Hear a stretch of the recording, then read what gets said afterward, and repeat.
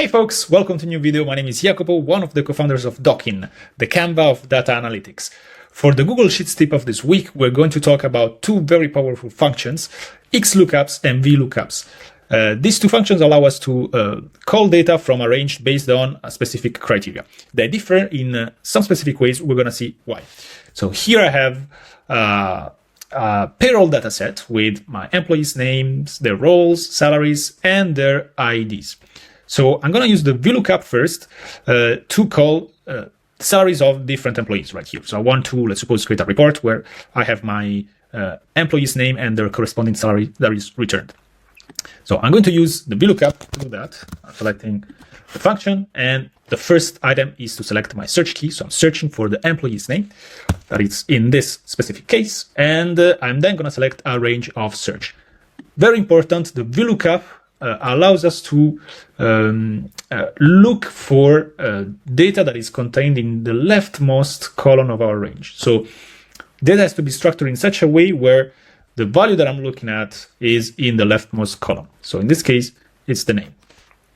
So I have done that. I'm then gonna have to enter the index, which is the column of the range in which I have to go look up for my value. So it's the column number 3, the salary.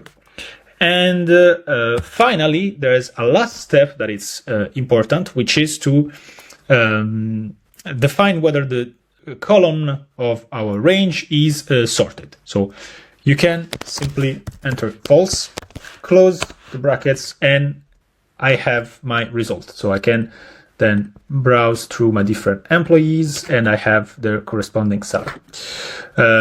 Now, what happens though if I want to keep their data confidential and I just want to present their salary based on their employee ID, not their name? Problem is that my employee ID is not in the leftmost column. So the VLOOKUP is gonna bring some issues in allowing me to do that. So I need to go through the XLOOKUP function, which is way more flexible and also more powerful, and somewhat even easier. So I'm gonna call the XLOOKUP function, and the first item again is the search key. In this case, the employee ID that I have selected here. And second item is the lookup range. So super easy, I just go and select the lookup column where my employee ID is stored. And finally, I have, finally, I have my result range. So in this case, my salaries. Select that column and I'm basically done. There's a bunch of additional custom and optional conditions that I could add, like what happens if there's no value that is returned, what is the match mode that the function should use, and the search mode.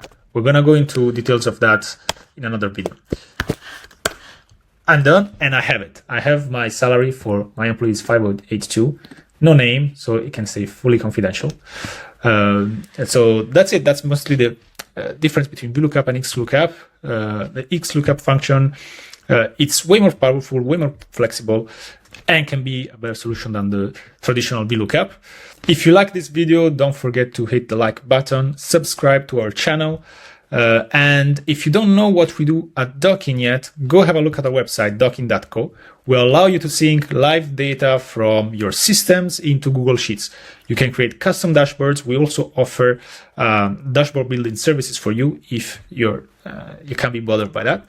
And we allow you to have a real-time dashboard to follow up on your business, scale, and improve your decision making.